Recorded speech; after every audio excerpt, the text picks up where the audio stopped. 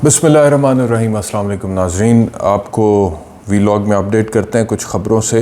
एक तो सबसे पहले ये कि मियाँ शहबाज शरीफ का एक स्टेटमेंट है जिसमें उन्होंने कहा कि इलेक्शन हर सूरत वक्त पर होंगे। पता नहीं कौन सी दुनिया में रहते हैं ये। कल अभी इलेक्शन कमीशन ऑफ पाकिस्तान ने जो नोटिफिकेशन निकाला है उसके अंदर उन्होंने कहा है कि दिसंबर तक तो आप भूल जाएं इलेक्शन के शेड्यूल को, क्योंकि तब तक तो हमने नई मरदमशुमारी मुकम्मल करनी है और वो मिड दिसंबर में मुकम्मल होगी और उसके बाद इंतखाबात के शेड्यूल जो है उसकी अनाउंसमेंट होगी। तो आइन के मुताबिक तो वक्त पर इंतखाबात होने का मतलब है कि 90 रोज़ के अंदर, असम्बली तहलील से 90 रोज़ के अंदर इंतखाबात होने चाहिए। इलेक्शन कमीशन ऑफ पाकिस्तान कह रहे नहीं हो सकते। ये कहते हैं जी हर सूरत वक्त पर होंगे। पता नहीं कौम को क्या समझते हैं, जो दिल करता है बोल देते हैं, कोई अकाउंटेबिलिटी है नहीं, किसने पूछना है। ठीक है भाई, आप इस्टेब्लिशमेंट की आंख का तारा हैं पिछले 30 साल से बकौल आपके, तो आपको किसने पूछना है। और तो कोई इदारा ऐसा है नहीं जो पूछ सके यहाँ पे, तो कुछ भी कह दें आप। अच्छा, आगे फरमाते हैं मैंडेट मिला तो नवाज शरीफ दोबारा वज़ीर आज़म होंगे, वो लीडर हैं, मैं उनका कारकुन हूँ। ये अपने भाई के साथ भी डबल गेम खेल रहे हैं। और जो इनकी परफॉर्मेंस है पीडीएम के दौरे हुकूमत में बतौर वज़ीर आज़म, वो बतौर वज़ीर आज़म मुल्क व कौम और रियासत के लिए तो बड़ी तबाहकुन रही है। जैसे कि ख़बर ये शहबाज राना की स्टोरी, जिसमें उन्होंने कहा कि पीडीएम के 16 महीने के दौरे हुकूमत में रियासत पाकिस्तान पर जो कर्ज़ा बढ़ा है वो 18.5 खरब रुपए है। 18.5 ट्रिलियन रुपीस डेट बढ़ा है, इंटरनेशनल डेट पाकिस्तान के ऊपर। पीडीएम ने उससे ज़्यादा कर्जा लिया है जो 3.5 पौने 4 साल में पीटीआई की हुकूमत ने लिया था। 16 महीनों में इन्होंने उससे ज़्यादा कर्जा लिया। उसके बाद जो महंगाई हुई है वो भी आपके सामने है, दीगर मामलात में जो इनकी परफॉर्मेंस है वो भी आपके सामने है। तो वो जो कहते हैं कि जी नवाज शरीफ साहब लीडर हैं, मैं कारकुन हूँ, तो इनकी जो परफॉर्मेंस वज़ीर आज़म के तौर पे अवाम के लिए, कौम के लिए थी, वो तो तबाहकुन थी, वो तो मिसाली, उसकी तो नज़ीर नहीं मिलती ना, कि जिस तरह इन्होंने तबाह करके रख दी है मईशत। लेकिन दूसरी तरफ बतौर वज़ीर आज़म उनकी जो परफॉर्मेंस, वो जो कहते हैं ना 30 साल से मैं इस्टेब्लिशमेंट की आंख का तारा हूँ, उस हिसाब से थी, वो बेहतरीन थी। और उसमें अब मियाँ नवाज शरीफ इतनी बेहतरीन परफॉर्मेंस के बाद, मियाँ शहबाज शरीफ की इतनी बेहतरीन परफॉर्मेंस के बाद, क्या मियाँ नवाज शरीफ इस्टेब्लिशमेंट को काबिल कबूल होंगे? मुझे ज़ाती तौर पे लगता है कि नहीं होंगे, क्योंकि मियाँ नवाज शरीफ के इस्टेब्लिशमेंट से इख्तलाफात माजी में रहे हैं। उन्होंने बड़े नारे भी लगाए, हमें याद है सारे, वोट को इज़्ज़त दो, उसके अलावा वो जितनी बातें करते थे। तो why would the establishment go for मियाँ नवाज शरीफ इंस्टेड ऑफ मियाँ शहबाज शरीफ, जो किसी बात पे इख्तलाफ करते ही नहीं है, जिनका कोई फड्डा, कोई लड़ाई का कोई चांस पैदा ही नहीं होता। तो वो तो खुद कहते हैं कि जी, और in the name of politics वो हर सतह पे हर तरह से जो है ना इस्टेब्लिशमेंट के साथ चलने के लिए तैयार हैं। तो इस वजह से मेरा नहीं ख्याल, और ये ऊपर ऊपर से गेम है, नवाज शरीफ को भी खुश रखो और इस्टेब्लिशमेंट को भी खुश रखें। और जब इस्टेब्लिशमेंट को खुश रखेंगे तो सर्टनली इनके चांसेस बतौर वज़ीर आज़म दोबारा बनने के ज़्यादा होंगे। अब ये एक अलग बहस है कि ये दोबारा वज़ीर आज़म बन जाते हैं तो फिर मौशी एतबार से, सियासी एतबार से मुल्क का क्या बनेगा, इनकी 16 महीने की कारकर्दगी को सामने रखते हुए वो एक अलग बहस है। फिर फरमाते हैं जी कि हमने बड़ी मेहनत की है 16 महीने में और मुल्क को डिफ़ॉल्ट से बचाया। तो वो जो 16 महीने की मेहनत है वो तो सारी सबको पता है उस हवाले से कि 16 महीने में जो मेहनत थी उसके क्या समरात पाकिस्तान के अवाम इस वक्त भी भुगत रहे हैं और आने वाले मज़ीद कुछ महीनों में भुगतेंगे। और ये जो निगरान हुकूमत आई है इसमें मज़ीद सख्त फ़ैसले होंगे तो वो भी अवाम को ही भुगतने पड़ेंगे और अवाम को उसका खमियाजा उठाना पड़ेगा। और जो कुछ ये करके चले गए हैं वो आपके सामने। सो मत सो कि मैं देख रहा था कि ये जो शहबाज राना की स्टोरी है, इसके ऊपर एक मशहूर सहाफ़ी हैं हमारे यहाँ पे, कामरान ख़ान, उन्होंने ट्वीट किया है। अच्छा, अब ज़रा वो ट्वीट मैं पढ़ता हूँ, उसके बाद उसके ऊपर थोड़ी बात करते हैं। वो कहते हैं, शहबाज शरीफ, बिलावल भुट्टो, फजल रहमान हुकूमत नहीं थी, पाकिस्तान पर एक आफत थी जो गुज़र गई। अल्लाह सुब्हानहू व तआला ही पाकिस्तान को इस अज़ाब से निकालेगा जो शहबाज सरकार छोड़ गई है। गज़ब खुदा का, 16 महीनों में उन्होंने पाकिस्तान पर 18.5 खरब का कर्ज बढ़ा दिया है। जी हाँ, 18.5 खरब, जो इमरान खान के 3.5 साल से तकरीबन 2 गुना है। जो 16 माह में महंगाई आई, इसका अहवाल 25 करोड़ पाकिस्तानियों से पूछो। तो ये अगर देखा जाए फैक्चुअली ट्वीट और इस पे जो तनकीद कर रहे हैं शहबाज सरकार की परफॉर्मेंस के ऊपर, वो तो दुरुस्त है, लेकिन जब कामरान खान ये तनकीद कर रहे हैं तो उसका मतलब ये है कि अब मौजूदा जो निगरान हुकूमत है ना जी,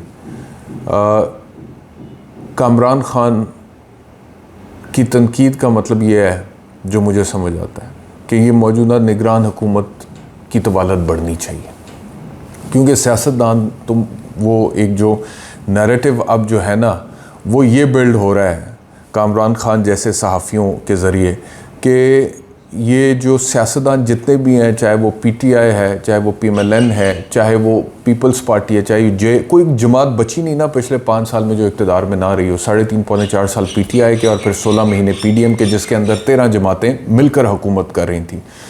तो ये कारकर्दगी जो थी, ख़ास तौर पे पिछले 16 महीनों की, जिसका हवाला ये दे रहे हैं अपने ट्वीट में कामरान खान, ये इतनी तबाहकुन थी कि अब ये नैरेटिव बिल्ड हो रहा है कि इनसे तो ये मसाइल हल नहीं होने, ये तो तबाही नेक्स्ट लेवल पे ले गए।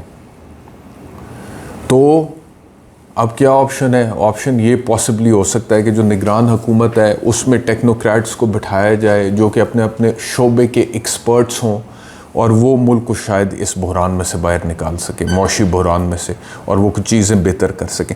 अब ये नैरेटिव जो है ना, मेरे ख़्याल में इसको बिल्ड करने की कोशिश हो रही है, और आने वाले दिनों में आप इस नैरेटिव को बिल्ड होते हुए देखेंगे, और इसी की बुनियाद पे इलेक्शंस को डिले करने का मुझे लगता है कि जवाज़ पैदा किया जाएगा, क्योंकि मेरे ख़्याल में इस्टेब्लिशमेंट को भी अब ये लगता है कि शहबाज सरकार को दोबारा लाके या पीडीएम सरकार को दोबारा लाके तो हालात ठीक नहीं हो सके, मुल्क ख़राबी से बाहर मौशी एतबार से नहीं निकल सकता, ये लोग तो नहीं कर सकते, इनमें तो वो कैपेसिटी नहीं है। तो वो अब चाहते हैं कि जी कुछ टेक्नोक्रेट्स, जो मेरी रीडिंग है, असेसमेंट है ये, कि जी कोई टेक्नोक्रेट सेटअप जो है वो मुल्क को इस प्रॉब्लम से बाहर निकाले। तो अब जो निगरान हुकूमत की शक्ल में एक टेक्नोक्रेट सेटअप ऑलरेडी आ तो चुका है, अब उसकी जाना जो है वो मुझे लगता है कि कोशिश ये होगी कि वो इतनी जल्दी ना जाए और वो कुछ करके जाए और यहाँ पे मामलात कुछ मौशी एतबार से बेहतर करके जाए। तो वो क्योंकि अब ये अगर प्लान है तो फिर नैरेटिव बिल्डिंग उसके लिए शुरू हो जाती है और उसमें फिर ऐसे ही ट्वीट्स होते हैं। और जो सहाफ़ी कर रहे हैं कामरान खान, जिनका मैं आपसे ज़िक्र कर रहा हूँ, तो वो कर रहे हैं, तो मुझे तो यही समझ आता है कि ये नैरेटिव बिल्ड होने की करने की अब वो कोशिश की जा रही है। अच्छा जी, एक तो ये, दूसरा आपसे अर्ज़ करें कि जहाँ तक बात है, ये जड़ावाला में एक इंसिडेंट हुआ है, अक़लियतों के साथ, मसीह बिरादरी के साथ एक मुबैना तौहीन मज़हब का वाक़या हुआ है। उसकी बुनियाद पर 19 गिरजाघर और 86 घरों को जलाया गया है जड़ावाला में। ये ख़बर अब काफ़ी दिनों से गर्दिश कर रही है। उसके अलावा आपने देखा होगा कि एक सोशल मीडिया के ऊपर, मुझे भी किसी ने व्हाट्सएप की वो वीडियो, एक पुलिस वाला मोटरसाइकिल पर जा रहा है और मेरा ख़्याल है कोई यूट्यूबर ही हैं जो कि उसको रोकते हैं, क्योंकि उसकी मोटरसाइकिल पर नंबर प्लेट नहीं है और उसके वर्दी पर भी नेम प्लेट नहीं है। तो वो उसे सिर्फ रोक कर पूछना चाहता है, तो वो चुपेड़ों की बरसात कर देता है उस रिपोर्टर पे और गालियां देना शुरू कर देता है, और दीवाना वार गुस्से में, शदीद गुस्से में, जैसे उसके मुंह से झाग निकल रही हो, वो गालियों पर गालियां बकी जाता है। वो रिपोर्टर कहता है कि आईजी पंजाब इस चीज़ का नोटिस लें, तो वो आईजी पंजाब को भी गालियां, अपने ही आईजी को गंदी गालियां निकालता है। वो पुलिस वाला, वो कांस्टेबल है मेरे ख्याल में, तो वो अपने आईजी को गंदी गालियां निकाल देता है। बात सिर्फ इतनी है कि जो कुछ पिछले 16 महीने में पीडीएम के दौरे हुकूमत में कानूनी पॉइंट ऑफ व्यू से, लॉ एंड ऑर्डर की सिचुएशन के पॉइंट ऑफ व्यू से जो कुछ हो गया पीडीएम के दौरे हुकूमत में 16 महीने में, अब उसके नतीजे में जो बिगाड़ पैदा हुआ है, जो दिमाग ख़राब हुए हैं, जो ज़हन ख़राब हुए हैं, ये जिस तरह से पाकिस्तान एक पुलिस स्टेट का मंजर पेश कर रहा था पीडीएम के दौरे हुकूमत में, और हमने बहुत सारी पुलिस गर्दी होती हुई देखी, तो वो अब ज़ाहिरी बात है कि उसके कुछ ना कुछ नताइज तो निकलेंगे। और जो पुलिस वाले अपने अपने तय जिस भी कुर्सी पर बैठे हुए हैं, उनकी जो थिंकिंग प्रोसेस है या थिंकिंग पैटर्न है उसके ऊपर भी उसका इम्पैक्ट या इन्फ्लुएंस डलता है और फिर उसको ठीक करने में बहुत मुद्दत लग जाती है। अब पाकिस्तान में इसके असरात भुगतने पड़ेंगे, अवाम को भी, लोगों को भी, और इस सूरत में तो आईजी पंजाब को भी, जिनके बारे में उन्हीं के कांस्टेबल ने गंदी गालियां निकाली हैं, कैमरे पे निकाली हैं गंदी गालियां आईजी पंजाब को। तो ये एक लॉलेसनेस, आपको एक एनार्की, एक लाकानूनियत, एक फिरौनियत जो है ना झलकती है इस तरह के वाक़यात में। ये जो अक़लियतों वाला वाक़या है बहुत काबिल मज़म्मत है और ये हमारे जो केयर टेकर प्राइम मिनिस्टर हैं उनका स्टेटमेंट है कि हर सूरत तहफ़्फ़ुज़ दिया जाएगा अक़लियतों को। लेकिन सवाल यह है कि पहले ये इस तरह की कोई ख़बर आती थी ना तो ख़बर होती थी, अभी भी है कि जी अक़लियतों के साथ ये सलूक हुआ या किसी ख़ास इंडिविजुअल, किसी शख्स के साथ ये सलूक हुआ। लेकिन अभी तो जब अक्सरियत के साथ ऐसा सलूक हुआ कि सब हैरान, परेशान, शशदर रह गए, तो जब अक्सरियत के साथ सलूक जो मेजॉरिटी में है, जो पॉपुलर हैं, जो मकबूल हैं, जो ग्रास रूट लेवल पे जिनका वोट बैंक सर चढ़ के बोल रहा है, जब उनके साथ अक्सरियत में होने के बावजूद ऐसा सलूक हुआ जैसा कि हुआ, तो फिर अक़लियत तो फिर बेचारी अक़लियत होती है। वो तो महज़ब माशरे होते हैं, सिविलाइज्ड, जहाँ पे कानून की बालादस्ती, रूल ऑफ लॉ होता है, जहाँ पे माइनॉरिटीज़ को फुल प्रोटेक्शन मिलती है और उनकी तरफ कोई मैली आंख से भी नहीं देखता और उन्हें राइट होता है कि वो अपनी ज़िंदगियाँ अपने अकायद के मुताबिक गुजारें और किसी एक मुबैना तौहीन मज़हब के वाक़े के नतीजे में ये कुछ ना हो। तो यहाँ पे जब अक्सरियत के साथ आप ऐसा सलूक होते हुए देखते हैं जो कानून के मुनाफी है, तो ऐन मुमकिन है कि अक़लियतों के साथ भी वैसा सलूक हो और हुआ है, जो कि गलत है, जो कि गैर कानूनी है, जो कि काबिल मज़म्मत है, जिसकी जितनी मज़म्मत की जाए कम है। बट द पॉइंट इज़ कि भाई जब आपके मुल्क की अक्सरियत ये सब कुछ भुगत रही है तो फिर अक़लियत तो पीछे आती है ना उससे, इन द सेंस कि वो तो अक़लियत होती है पहले, वो तो पहली वल्नरेबल होती है, फ्रेजाइल होती है। तो क्यों आपको लगा कि जब अक्सरियत के साथ ये सलूक हो सकता है तो अक़लियत के साथ नहीं हो सकता? मैं exactly in the same terms नहीं कह रहा कि जैसे वो गिरजा घर जल गए हैं, ये 86 घर जला दिए हैं। I am not saying in exact terms कि बिल्कुल एक जैसा सलूक हुआ है। बात मैं कर रहा हूँ कि कानून के मुताबिक ट्रीटमेंट नहीं हुआ।